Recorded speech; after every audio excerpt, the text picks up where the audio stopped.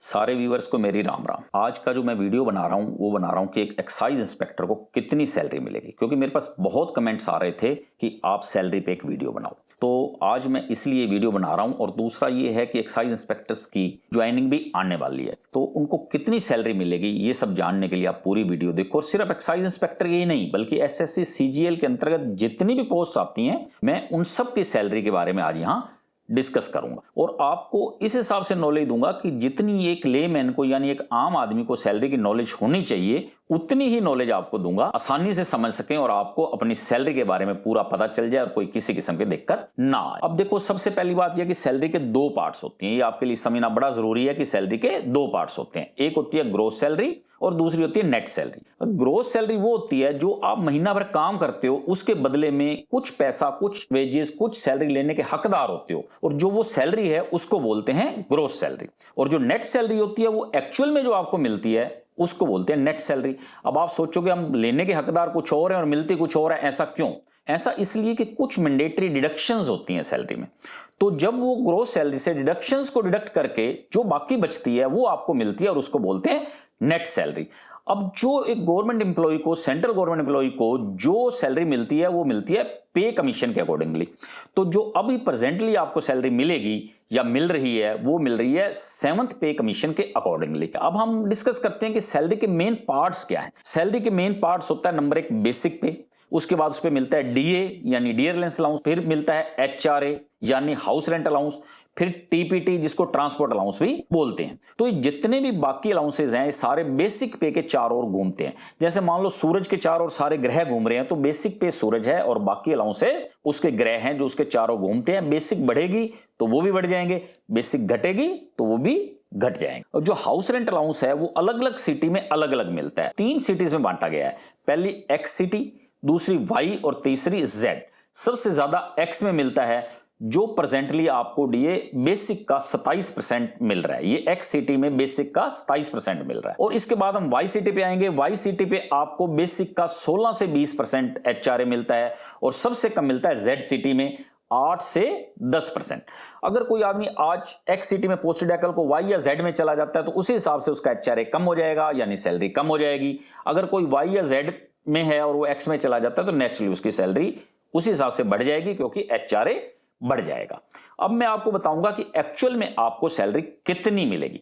देखो, जो 4600 grade pay के हैं, 4600 ग्रेड पे का बेसिक पे बनता है, जो मैंने आपको बेसिक पे बताई है वो बनती है 44,900।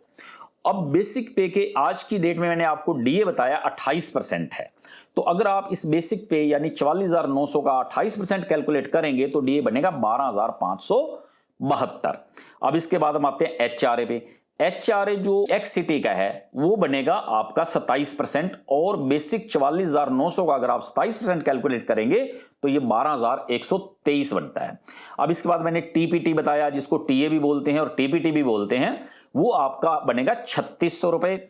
और जो ये टीपीटी है इस पे भी आपको डीए मिलता है यानी 3600 का भी 28% आपको मिलेगा, वो बनेगा 1008 रुपए।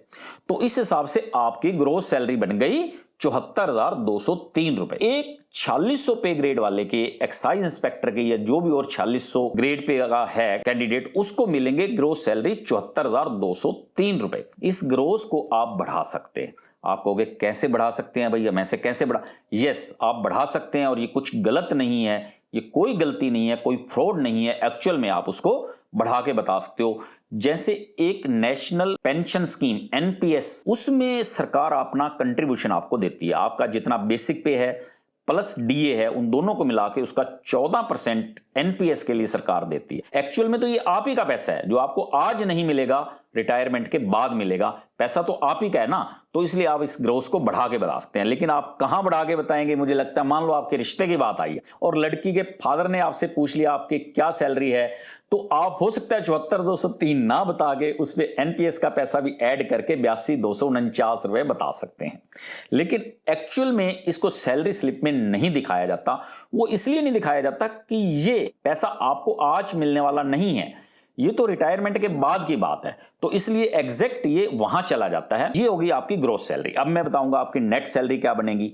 नेट सैलरी के लिए ग्रोस सैलरी से कुछ डिडक्शंस होती हैं। सबसे पहले तो ये एनपीएस की ही बता देता हूं। जैसे 14% गवर्नमेंट देती है आपके बेसिक और डीए का, आपके भी आपके बेसिक प्लस डीए का 10% गवर्नमेंट काट के उस स्कीम के लिए रख लेती है।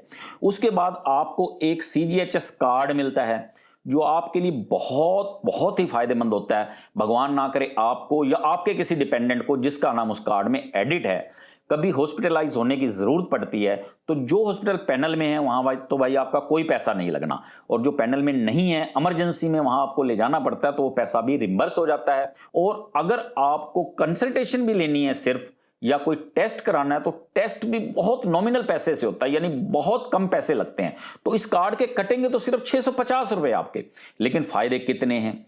अब इस 650 के बाद एक आपकी ग्रुप इंश्योरेंस स्कीम भी है जिसको हम बोलते हैं CGEIS। उस स्कीम के तहत आपके 60 रुपए महीना कटते हैं।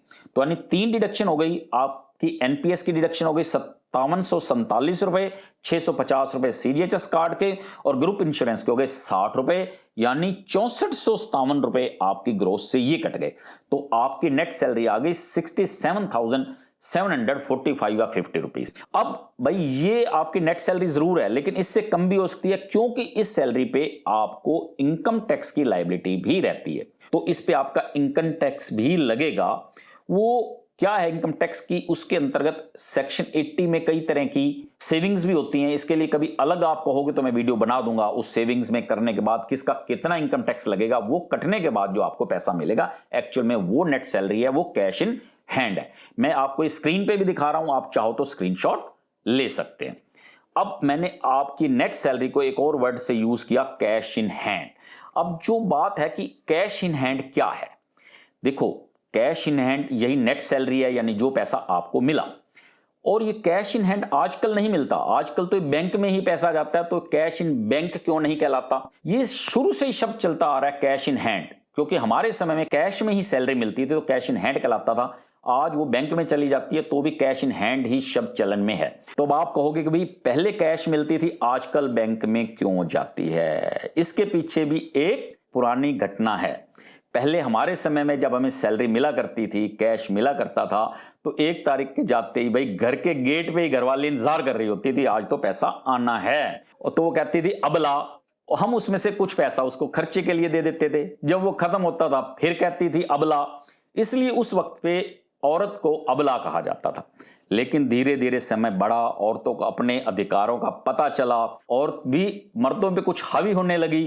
तो जैसे 1 तारीख को सैलरी आती थी वो कहती थी सबला, अब अबला से काम नहीं चलेगा, औरत हो गई अब सबला, तो पूरी सैलरी जेब से निकाल लेती थी। तो भाई जो बड़े बड़े अफसर थे, पॉलिसी मेकर थे, वो ये समझते थे यार हमारे ऑफिस में इतना रौब चलता है, हमारा ऑर्डर चलता है, हम सब कुछ निर्धारित करते हैं, घर में हमारी ये हालत है, तो भाई इसका कोई इलाज निकालना पड़ेगा। तो उन्होंने बैठ के इसका इलाज निकाला बंद कमरे में कि भैया कैश नहीं देंगे सैलरी, अब सैलरी जाएगी बैंक में। उन्होंने पॉलिसी बना दी कि सैलरी सारी जाए बैंक में, ना घर सैलरी ले जाएंगे और ना वो औरत लौट के कहेगी सबला। इसलिए सैलरी मिलती है आज की डेट में बैंक में। तो इसको अब आप कैश इन हैंड कहो या कैश इन बैंक कहो, ये आपको आज की डेट में मिलेगी 67,746 रुपए। और इस पे अगर कोई आपका इनकम टैक्स पे करता है तो वो और लेस हो जाएगा। मेरी इस बात को दिल पर मत लेना, सीरियसली मत लेना, चाहे कोई भी हो, क्योंकि आपको पता है मैं हर अपनी जो भी वीडियो है कुछ ना कुछ उसमें मजाक के रूप में डालता हूं। ये सिर्फ एक मजाक था, और मजाक के रूप में मैं इसलिए डालता हूं ताकि आपका मनोरंजन हो सके। आप पढ़ के थक गए होंगे, आप हंसेंगे, आपका मनोरंजन होगा, वो सारी थकावट दूर हो जाएगी। देखो जैसे शरीर के लिए खुराक होती है खाना, ऐसे ही आपकी दिमाग की खुराक है हंसी, मनोरंजन, मजाक। तो भैया मैं एक किस्म से आपको ये टॉनिक देता हूं, खुराक देता हूं। भैया जो भी सैलरी लेके घर जाते हैं, या उनके घर में धर्म पत्नियां हैं, या जो भी पॉलिसी मेकर्स हैं, भाई दिल पे मत लेना, ये सिर्फ और सिर्फ मजाक था।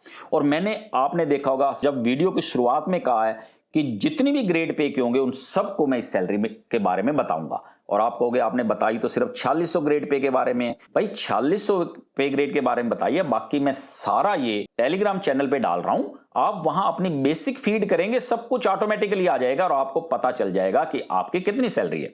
और इसके बाद भी कुछ कुछ अंतर आ सकता है, जैसे सीबीआई इंस्पेक्टर को साल में 13 सैलरी मिलती है, कुछ पोस्ट्स ऐसी है जिसमें थोड़ा सा रिस्क अलाउंस भी मिलता है, इसलिए थोड़ा बहुत ऊपर नीचे सैलरी हो सकती है, 1000 से 2000 वेरी कर सकती है। और सीबीआई सब इंस्पेक्टर को एक सैलरी एक्स्ट्रा मिलती है। अब आपके मन में एक क्वेश्चन आया होगा कि अगर एक ही दिन 2 इंस्पेक्टर्स ने एक ही स्टेट में, एक ही सीट पे, एक ही शहर में, एक ही पोस्टिंग, तो क्या उनकी सैलरी समान होगी? ऐसा हमेशा नहीं होगा, क्योंकि हो सकता है एक आदमी को क्वार्टर मिल गया और दूसरे को ना मिला हो। जिसको क्वार्टर मिला है उसको तो भैया एचआरए कहां से मिलेगा, जब रहने की जगह मिल गई है तो नेचुरली दोनों की ग्रोस सैलरी या नेट सैलरी दोनों में अंतर आ जाएगा। और दूसरा, अगर मान लो एक इंस्पेक्टर या कोई भी ऑफिसर एक्स सिटी में पोस्टिंग हुआ है सेम डेट पे, दूसरे की वाई सिटी में पोस्टिंग हुई है, तीसरे की जेड सिटी में हुई है, तो भाई तीनों में एचआरए अलग अलग है, तो सैलरी कैसे सेम हो सकती है? ये सारी चीजें मैंने आपको इसके बारे में बता दी हैं। फिर भी अगर आपका कोई क्वेश्चन हो कमेंट कर देना, उसका जरूर जल्दी से जल्दी आंसर देने की कोशिश करूंगा। इन्हीं शब्दों के साथ मैं अपनी वाणी को विश्राम देता हूं, तो फिर मिलते हैं। Okay bye.